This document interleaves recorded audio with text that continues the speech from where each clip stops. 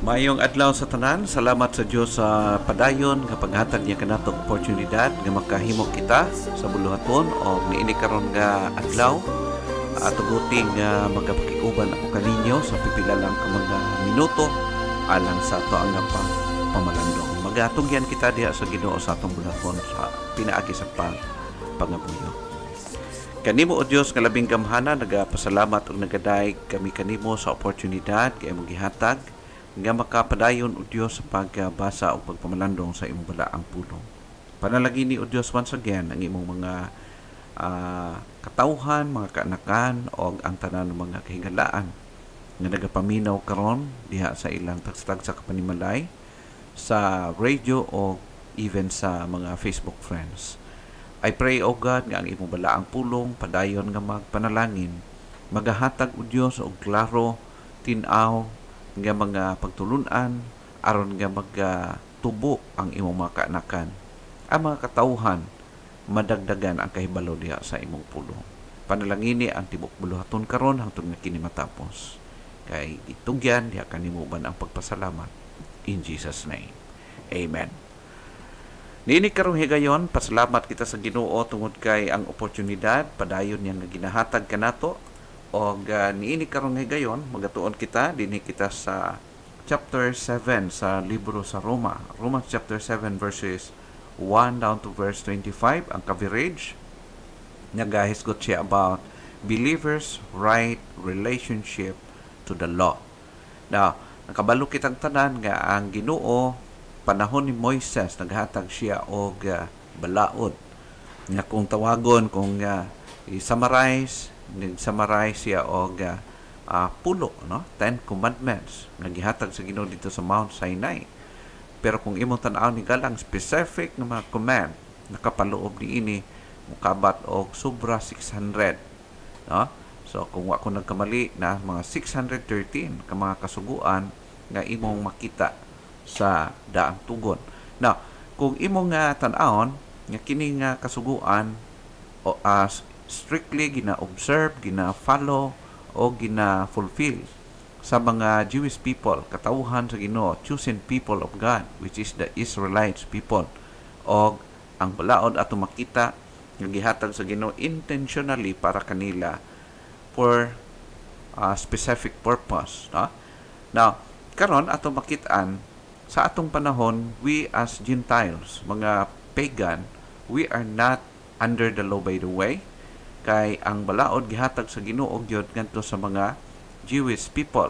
Pero ato makita aduna siyay implication, aduna siyay ipaabot nga ni kanato o aduna siyay mensahe o pagtulunan nga kinahanglan po nato mahibaluan, no? Believers' right relationship to the law. Unsa man ang relasyon nato when it comes ngadto sa balaod. Kung imong tan-awon si Apostol Pablo, ang iyang pagsulat dito sa chapter 6, no? Makita na to iyang statement that eternal life comes only through Jesus Christ. Sumala pa sa Romans chapter 6 verse 23. Now, in chapter 7, he ends by concluding that victorious life come only through Jesus Christ. Specifically in chapter 7 verses 24 and verse 25. Kung imong tan-awon ang passage nag-iingon dinhi sa verse 4 sa chapter 7, kamo usab mga igsuon patay na sa balaod kay bahin man kamo sa lawas ni Kristo. Karon iya na kamo ni Kristo ug nagibanhaw aron magkinabuhi kita nga mapuslanon alang sa Dios. Take note, ato makita dinhi patay na kamo sa balaod kay bahin man kamo sa lawas ni Kristo. Ang nag-refer siya sa mga magtutuo. In verse 24, yan siya, alaot ako nga tao, kinsay mo pagawas kanako gikan niining lawasa nga iya sa kamatayon. In verse 25, salamat sa Dios, pinaagi kang Hesukristo nga atong Ginoo. Busa, pinaagi sa akong salabutan, ang gialagaran ko mao ang kasuguan sa Dios. Apan pinaagi sa akong lawas, ang gialagaran ko mao ang kasuguan sa sala. So, kining tulo ka mga verses sigala, naghatag siya og clear nga indication concerning sa relasyon sa tao ngadto sa balaod, gikan sa mga Hudiyo ngadto sa mga Gentiles. Ato makita igala naturally ang mga katawhan even today or even before, ang tendency gyud is to view law as a means of making progress. Mao kana siya ang tendency nga ang balaod, ang ilang paglantaw niini, ang ilang pagkonsiderar nga mao ni ang pamaagi nga ang tao ma-improve iyang kinabuhi o mapaduol siya sa Ginoo o malsulbad iyang problema, spiritual problem atubangan sa Ginoo. Mao ni ang natural view, tendency nga mao panglantaw sa mga tao. But what believers' right relationship to the law? Unsa man gyud no ang tama o tinuod nga relasyon sa tao may tungod sa balaod? Kung imong tan-aw ni gala ang unang nga butang, no? Ang unang relasyon mao kini, believers are not under the law's authority.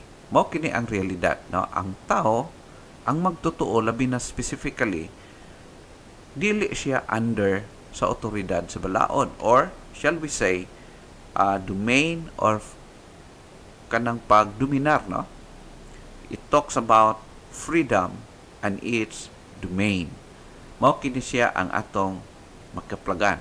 Kung imong ma-recall nimo gala ang discussion nato sa milabay nga mga pagtuon, nakita nato nga naghatag si Apostol Pablo mga illustration concerning sa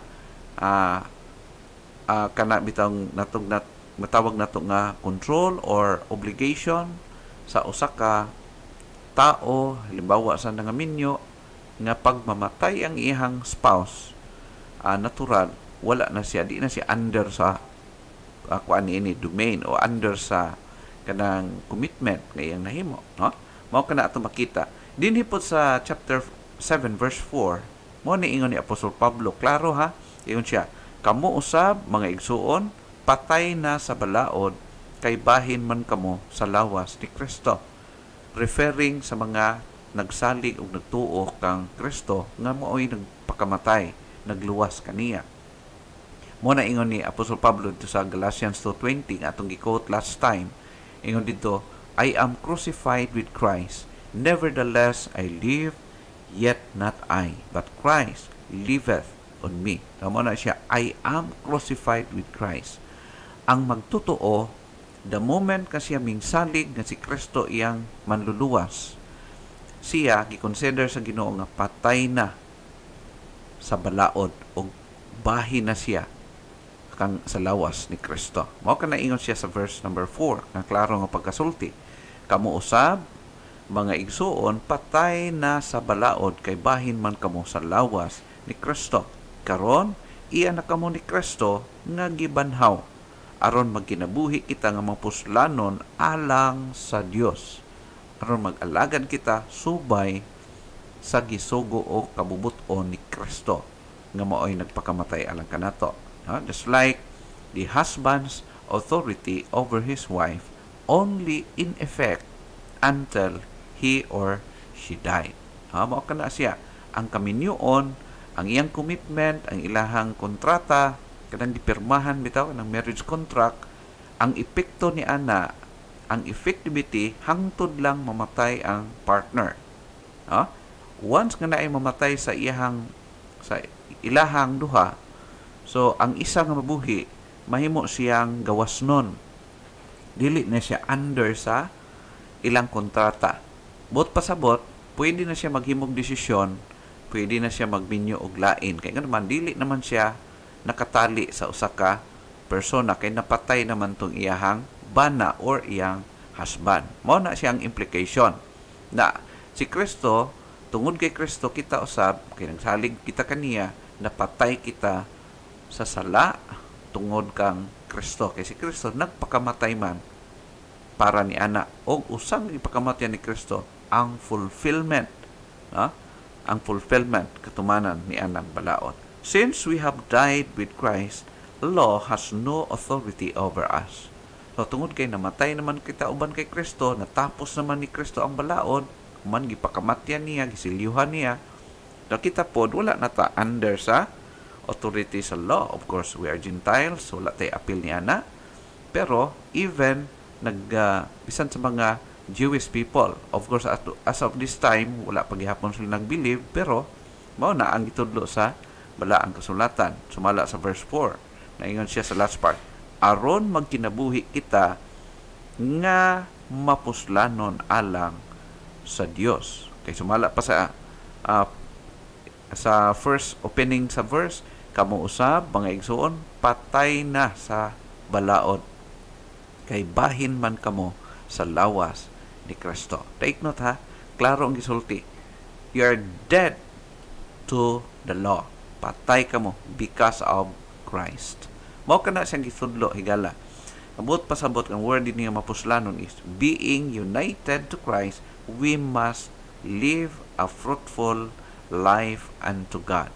Na kanang dili ka under sa domain, under sa kinatawag natong slavery of the law, but mapuslanon, magkinabuhi nga subay sa utos o sugo ni Kristo.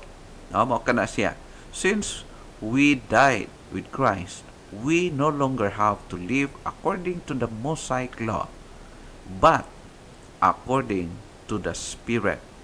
Sumala sa mando sa balaang espiritu sa kinabuhi sa usa ka Kristohanon. What believers' right relationship to the law? Ikaduha, believers must know the law's activity. Dili lang siya nga under sa domain, kundi ang atong dapat masabtan sa magtotoo ang ginatawag nato activity or function. It talks about the law's function. Unsa may function sa balaod di ay alang sa tao.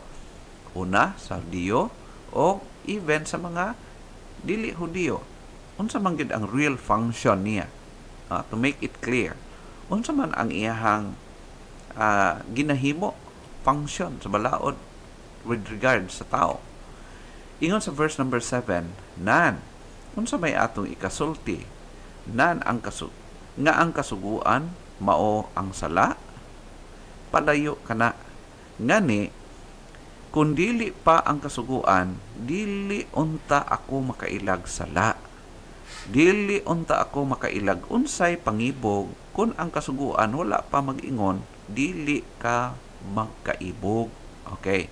So makita nto dinhi ang real function or activity sa balaod aron ang tao pailhon niya nga siya nakasala o nga siya makasasala at tubangan sa Diyos. Okay?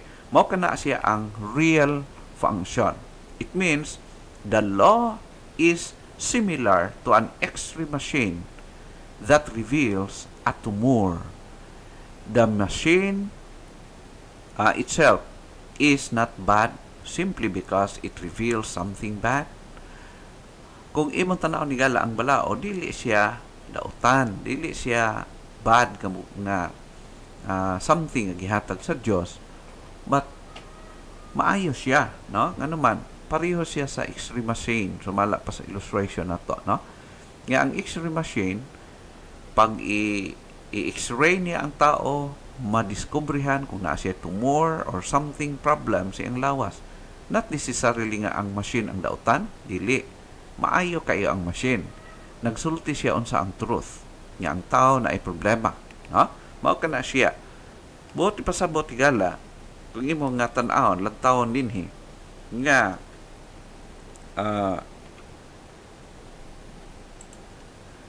the law is not simply sinful simply because it provides awareness of sin. Mao kana siya ang philosophy.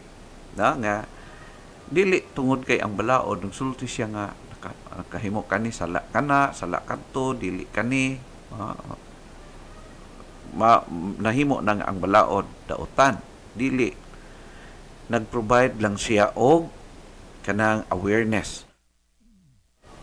Gihatag niya, gipadayag niya ang pagkahibalo sa tao nga siya di ay nakalapas o nakasala. Makita niyang real niyang hitsura tubangan sa Ginoo. Gawas pa ni ana, kung imong tan-awon sa verse 20, kay walay mahimong matarong atubangan sa Dios pinaagi sa pagtuman sa balaod. Kay unsa may function sa balaod? Ingon siya, ang mahimo lamang sa balaod, take note, very clear. Ang mahimo lamang sa balaod mao ang pagpaila sa tao nga siya nakasala. That's a function, the real function of the law in the lives of people, in the lives of the life of an individual. Iyang i-expose, iyang i-reveal ang truth nga kana nga tao kitang tanan nakasala o makasasala tubangan sa Dios. The law is like a mirror that reveals the inner man and shows us how dirty we are. Mura lang siya sa amin ba ang function sa law. Pag tan-aw nimo sa lantaw nimo sa samin, makit-an nimo kung unsay hugaw o unsay dapat ayuson sa imong naong. Pero not necessarily nga ang samin imong pagtan-aw nimo sa samin nga nagkamuritsing imong naong, daghang hugaw, dili man siguro nga ang samin imong inudnod sa imong naong, no? Ang function sa salamin higala magpaila lang, magpakita nga ikaw uy hugaw imong naong. Ang sa aming buhaton nimo, kuhaon nimong samin inudnod sa imong naong. Na dili na siya maugala. Ang tama is this. Pag tan-aw nimo sa amin, nisulti ang samin, uy hugaw imong naong, naiuling. So mangita ka og pamaagi nga malimpyuhan imong naong.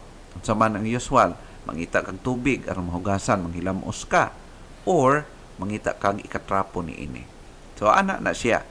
Ang function sa balaod is mao ning klaro gisulti ni Apostol Pablo, ang mahimo lamang sa balaod mao ang pagpaila sa tao nga siya nakasala. Very clear. Mao kana ang function, like a mirror.